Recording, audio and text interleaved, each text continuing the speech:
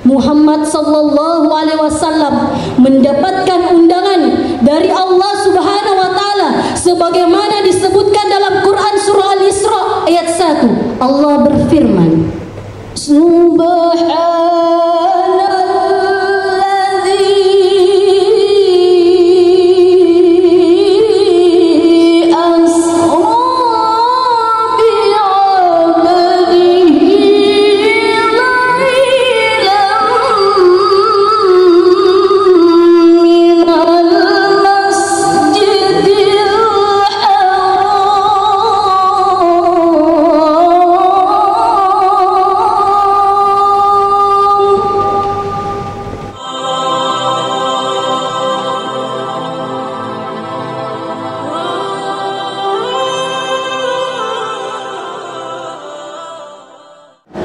sebagai pensyarah Ibu Rizky Ayu Amalia SK MPD, pembawa tilawah Ibu Rabiana SPDI, dan sari tilawah Ibu Yuristina.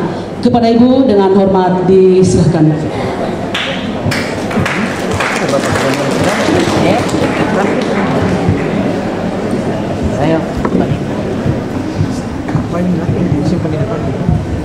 Assalamu alayka ya Rasulullah, assalamu alayka ya habibi ya Nabi Allah, assalamu alayka ya Rasulullah, assalamu alayka ya habibi ya Nabi Allah, ya Rasulullah. Bismillahirrahmanirrahim. Assalamualaikum warahmatullahi wabarakatuh.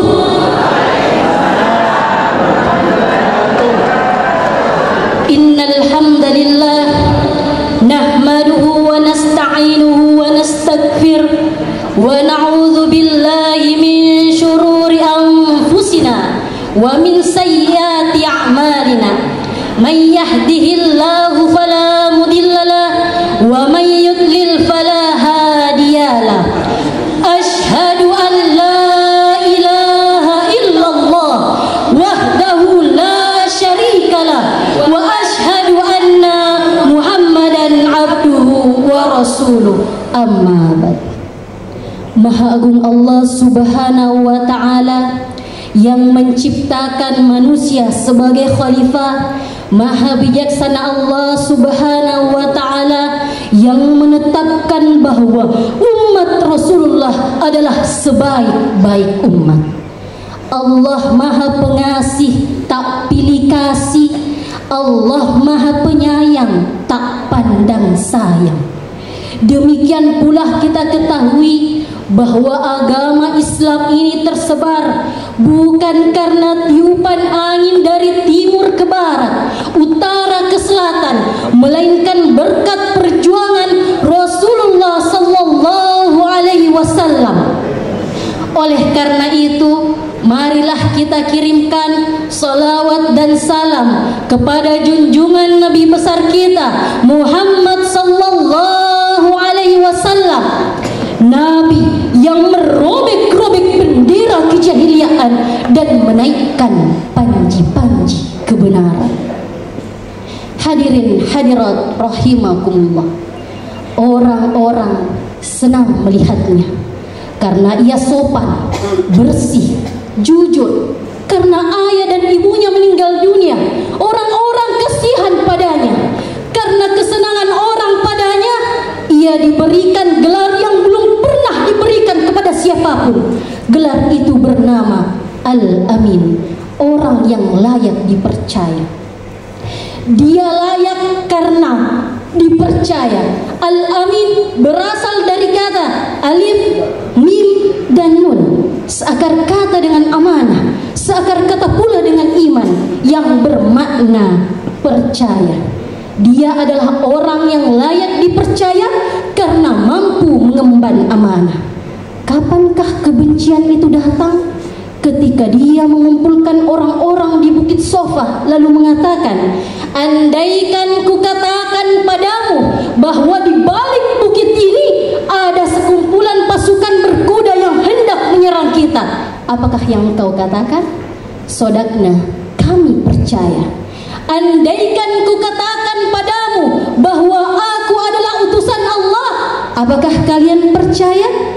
Maka Abu Lahab mengatakan, tabban laka ya Muhammad, celakalah engkau wahai Muhammad, apakah engkau mengumpulkan kami di sini hanya untuk mendengar kebohonganmu?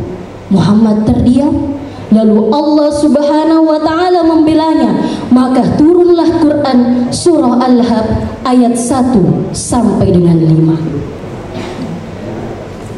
A'udzu billahi minasy syaithanir rajim.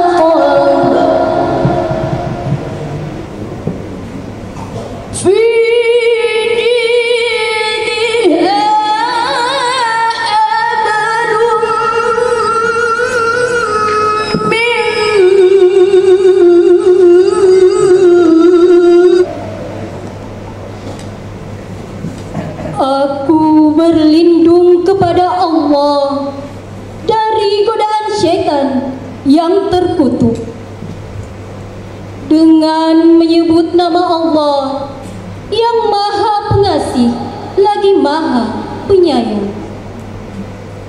Binasahlah kedua tangan Abu Lahab, sungguh benar-benar binasa. Iya, tidaklah berguna baginya harta benda dan apa saja yang ia usahakan. Kelak ia akan masuk ke dalam api yang bergejolak. Begitu pula dengan istrinya, si pembawa kayu bakar, penyebar fitnah, yang di lehernya ada tali dari sabut yang disimpul. Semangat dakwah Rasulullah tidak pernah padam. Ia terus menyala, membakar kemunafikan, membakar kemusyrikan, hingga berita-berita yang melemahkan beliau berdatangan. Bahkan tawaran dunia beserta isinya juga berdatangan. Tapi apa yang beliau katakan? Andaikan kau letakkan matahari di tangan kananku, bulan di tangan kiriku untuk meninggalkan dakwah ini, aku tidak akan meninggalkannya. Itulah yang terjadi kepada baginda Rasulullah sallallahu alaihi wasallam hingga 2 orang tercintanya meninggal dunia. Peristiwa Isra dan Mi'raj adalah peristiwa tahun ke-10 kenabian. Berawal ketika bulan Ramadan, ketika Khadijah radhiyallahu anha meninggal dunia, disusul oleh pamannya Abu Thalib meninggal dunia. Keduanya adalah orang tercinta Rasulullah. Rasulullah SAW merasakan kesedihan yang amat dahsyat. Bahkan para sejarawan mengatakan dan menjadikan tahun itu sebagai tahun kesedihan. Hingga Rasulullah SAW pergi ke kota Taif, berharap orang-orang di sana akan menyambutnya. Tapi apa yang terjadi? Tidak hanya cacian, tidak hanya makian, tidak hanya bulian, tapi Rasulullah SAW bahkan dilempar dengan batu. Rasulullah SAW beristirahat. Lalu Allah memerintahkan kepada malaikat Jibril, "Wahai Jibril, sampaikan kepada malaikat penjaga bukit bahwa apa yang Rasulullah SAW minta, maka taatilah." Maka dikatakan, "Ya Rasulullah, andaikan engkau perintahkan aku untuk mengangkat bukit ini, lalu kutimpakan kepada penduduk Taif, maka akan aku lakukan." Apa yang Rasulullah katakan? "La, jangan, fa innahum qaumun la ya'lamun." Mereka adalah kaumku yang tidak tahu apa-apa. Lalu Rasulullah sallallahu alaihi wasallam berdoa, "Allahumma ya Allah, kepadamu aku mengadukan keluhanku, kesedihanku, daya upayaku di hadapan manusia. Ya Allah yang Maha Rahim, Tuhannya orang-orang lemah, Tuhan pelindungku. Kepada siapakah engkau serahkan nasibku? Kepada orang-orang jauhkah yang berwajah muram kepadaku, ataukah kepada musuh yang menguasai diriku? Asalkan engkau tidak murka kepadaku, aku tidak peduli. Sebab sungguh luar biasa kekuatan yang engkau berikan kepadaku. Aku berlindung dari nur wajahmu yang menyinari kegelapan dan memberikan kebaikan di dunia dan di akhirat, dari kemurkaan dan apa yang engkau timpakan kepadaku. Hanya kepadamu lah aku mengadukan kesedihanku, agar engkau ridho kepadaku. Tiada daya dan upaya melainkan hanya kepadamu.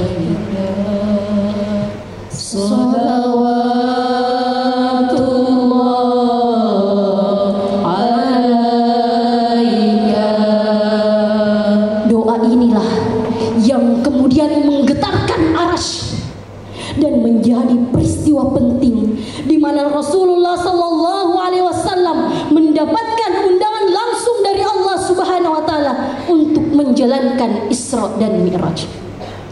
Peristiwa Isra dan Mi'raj mengajarkan kepada kita semua bahwa segala niat baik, perbuatan baik tentu ada ujiannya.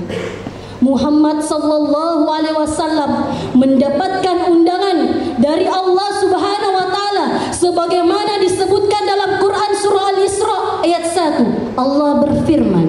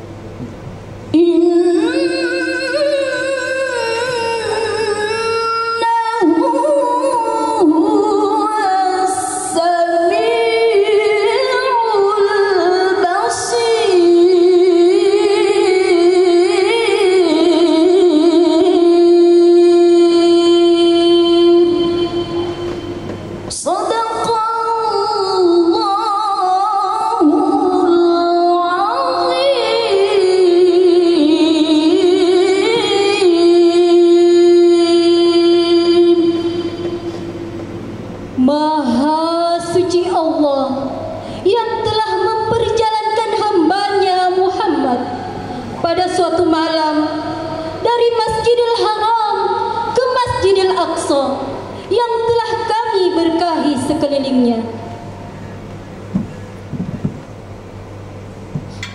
Ayat ini merupakan pelipur lara bagi Rasulullah sallallahu alaihi wasallam.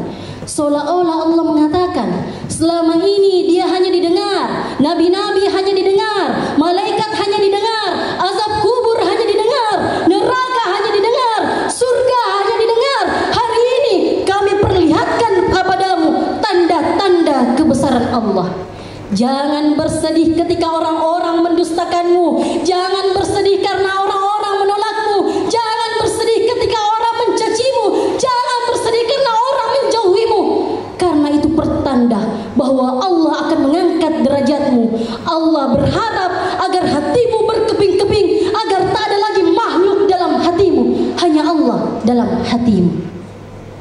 Peristiwa Isra Miraj juga merupakan di mana Rasulullah sallallahu alaihi wasallam menerima wahyu tentang 5 rakaat salat, 5 jumlah rakaat salat. Hadirin hadirat rahimakumullah, ketika kewajiban salat diperintahkan, ketika kewajiban haji diperintahkan, maka malaikat Jibril diperintahkan Allah untuk turun ke bumi menyampaikan wahyu. Ketika perintah puasa diperintahkan, malaikat Jibril diturunkan. Ketika perintah zakat diturunkan, malaikat Jibril diturunkan. Melainkan ketika perintah solat, tidak hanya Jibril alaihissalam, tapi Rasulullah sallallahu alaihi wasallam diundang langsung oleh Allah Subhanahu wa taala. Dalam sebuah hadis qudsi disebutkan, Allah Subhanahu wa taala membagi solat itu menjadi 2, yakni antara aku dan hambaku. Idza qala al-'abdu alhamdulillahi rabbil alamin. Segala puji bagi Allah, Tuhan semesta alam. Maka Allah menjawab, hamadani 'abdi, hambaku telah memujiku. Wa idza qala al-'abdu ar-rahmanir rahim, lagi maha penyayang. Maka Allah menjawab, asna ilayya 'abdi, hambaku telah memujiku. Wa idza qala al-'abdu maliki yaumiddin, yang menguasai hari pembalasan. Maka Allah menjawab, majjadani 'abdi, hambaku telah mengagungkanku. Wa idza qala al-'abdu iyyaka na'budu wa iyyaka nasta'in, dan hanya kepadamulah kami memohon pertolongan. Maka Allah menjawab, hadza baini wa baina 'abdi wa li 'abdi ma sa'ala. Ini antara hambaku dan aku, dan apa yang diperintah oleh hambaku. Ketika seorang hamba mengatakan iyyaka na'budu wa iyyaka nasta'in, maka diperintahkan untuk bermunajat kepada Allah, sebagaimana Allah Subhanahu wa taala sendiri yang menganjurkan. Qala ihdinas siratal mustaqim siratal ladzina an'amta 'alaihim ghairil maghdubi 'alaihim waladdallin.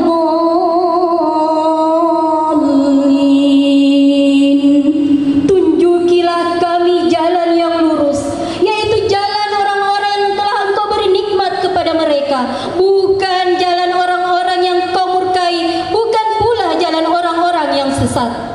Ketika seorang hamba mengatakan waladdallin, maka diperintahkan kita bermunajat kepada Allah. Maka para ulama menitipkan doa, Rabbighfirli wali walidayya walil mu'minin. Ya Allah, ampunilah dosaku, dosa orang tuaku, dosa orang-orang mukmin.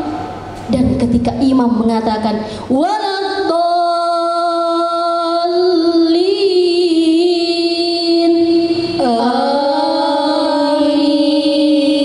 berbarengan dengan makmum, maka para malaikat ikut turun mengaminkan doa tersebut. Hadirin hadirat rahimakumullah, demikianlah apa yang kami sampaikan. Semoga menjadi pesan manis untuk kita semua dan menjadikan solat sebagai pondasi kehidupan. Sepohon kayu daunnya rimbun,